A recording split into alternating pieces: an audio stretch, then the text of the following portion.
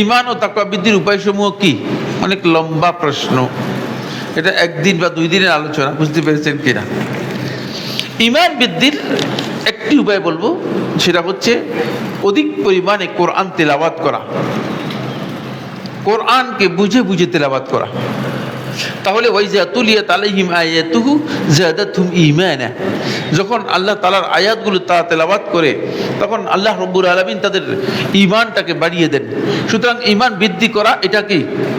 এটা একটা উপায়, একটা উপায় বললাম। ঈমান বৃদ্ধির জন্য অনেকগুলো উপায়। এর উপর 2 খণ্ডে শেখ আব্দুর রাজ্জাক ইবনে আব্দুল মুহসিন আল আব্বাদ আল বদর হাফিজাহুল্লাহ তাআলা 2 খণ্ডে একটা বই লিখেছেন, প্রায় 1000 পৃষ্ঠার কাছাকাছি, ঈমান বৃদ্ধির কারণ।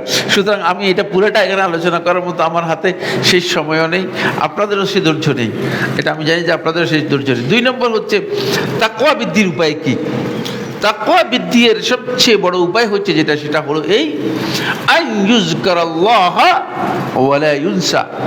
আব্দুল্লাহ ইবনে মাসউদ রাদিয়াল্লাহু তাআলা থেকে ইমাম ইবনে জারীর আত-তাবারী রাহিমাহুল্লাহ তাআলা তাফসীরের মধ্যে উল্লেখ করেন যে আল্লাহ রাব্বুল আলামিনের যেখানে আল্লাহ তাআলার কথা স্মরণ করা দরকার, সেখানে আল্লাহর নাম স্মরণ যখন আসবে, বুঝবেন যে আপনার অন্তরের মধ্যে তাকওয়া এসেছে, তাকওয়া বৃদ্ধি পাবে।